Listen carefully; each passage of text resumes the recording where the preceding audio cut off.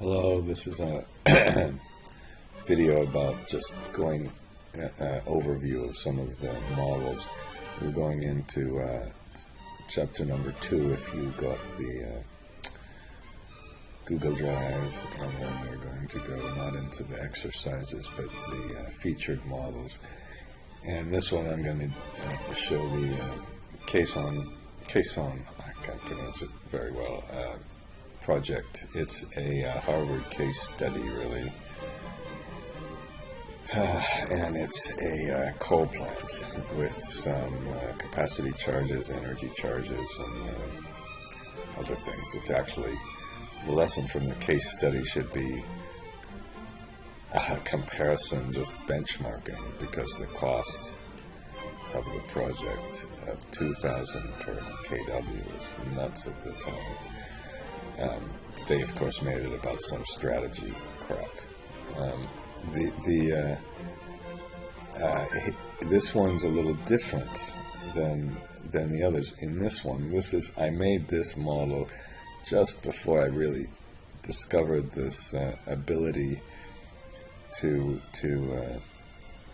make functions. You can see that I've attached copy and paste or other type of macros to solve these things to these buttons. So when I'm pressing these, you can see it takes a lot longer. Now, a lot of the principles, I don't know which is really sometimes more complicated. If you use the method for making a function, you can really solve the whole circular reference without any interruptions in the program whatsoever. You can see that it slows you down. You can do a lot less goal seeking and everything else when you use these functions. So as normal, we have a capacity charge and everything else, and perhaps we can illustrate this. Let's say we're going to put our debt to capital ratio down. Now, I think I cheated with this sculpting method. And we're using a target DSCR, and let's say our debt tenor is a little less. And what kind of IR are we getting? We're getting a equity IRR of 11%. So we want to increase the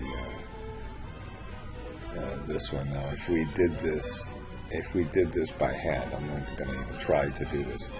If we did this by hand, we'd have to run some kind of calculate button or run some kind of button here.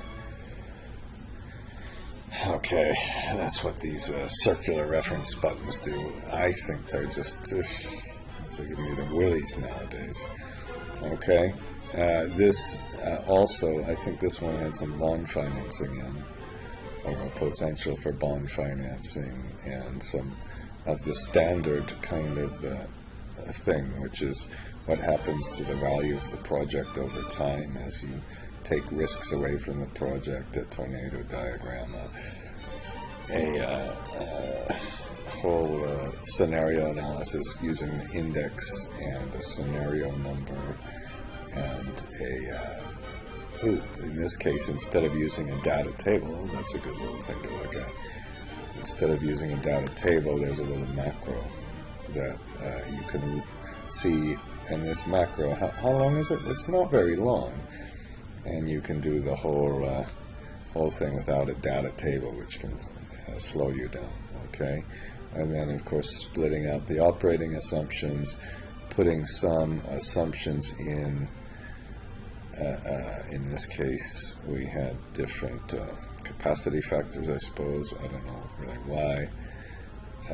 This thing should come from the master scenario. We could have gone to our add-ins and color the sheets. I don't think I'm going to do that right now, just in case it breaks it. I shouldn't have admitted that.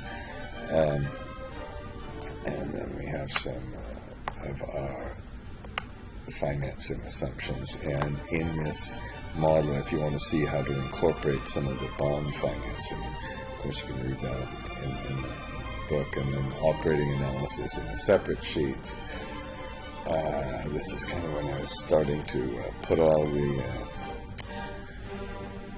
the documentation on the side of the sheet. I think, and again, this goes through, we start with the capacity and the operation, work through the revenues and energy revenues, O&M revenues, and so forth. And there should have been a little bit for a bonus or an actual heat rate. That's good, and availability risks. So those are some of the things you really want to quantify. So then once we have the operating analysis, we can make our model, we can bring everything into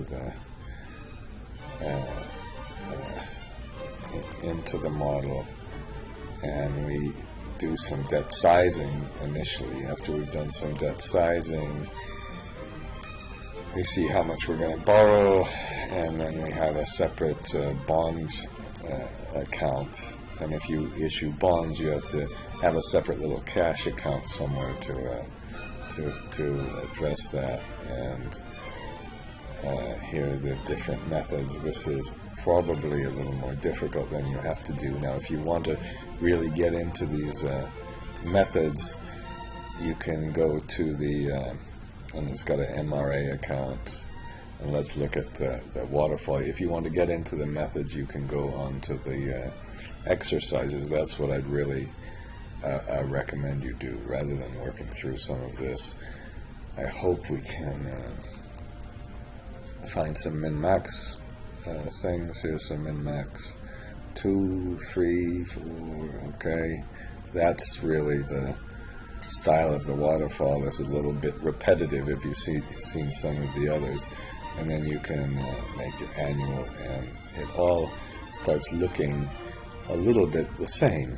The structuring, really the big structuring is to keep this separate, and then to try to work through as efficiently as you can some of the debt sizing routines. If you don't have to make the debt sizing, the models certainly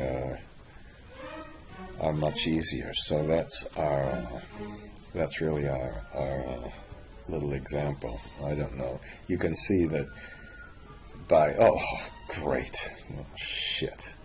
I'm not going to stop this. I'm going to give you this video anyway.